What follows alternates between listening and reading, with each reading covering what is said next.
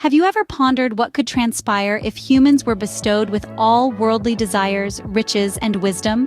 What if the same were to occur for women? What would the world look like then?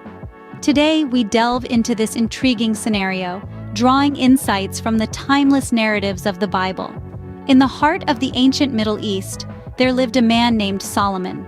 Solomon, as the Bible tells us, was granted immense wisdom, wealth, and worldly desires by God. He was a man who had everything, and yet the story of Solomon serves as a fascinating study into the human condition. Solomon, despite his wisdom, fell into the trap of excess. He built grand palaces, maintained a multitude of wives and concubines, and even indulged in idolatry, straying from the path of righteousness. His story teaches us that, even when granted with all worldly desires, humans can still lose their way. Similarly, in the New Testament, we encounter the story of the Samaritan woman at the well. Jesus revealed to her all her past and present, a revelation that astounded her. Yet, despite being offered the living water, a symbol of spiritual fulfillment, she initially struggled to comprehend its true meaning.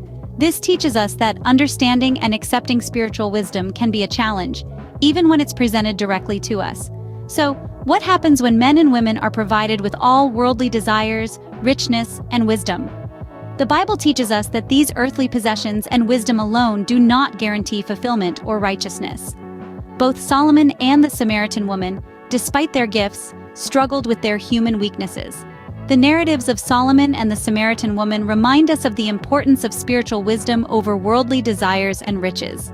They teach us that true fulfillment comes not from earthly possessions, but from a deep, personal relationship with God.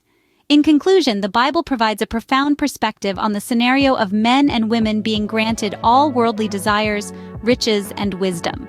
It illustrates that such gifts, while seemingly desirable, can lead to excess and misunderstanding. The true path to fulfillment, as the Bible teaches us, lies not in worldly possessions, but in spiritual wisdom and a personal relationship with God.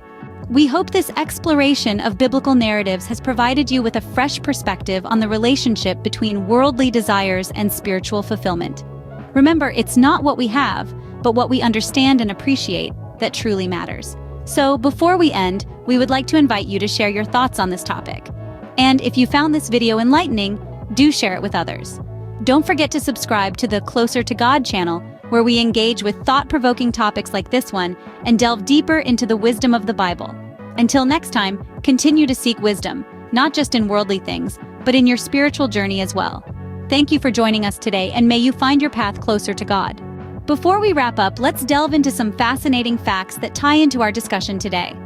Firstly, let's talk about Solomon, a biblical figure often associated with both worldly riches and spiritual wisdom.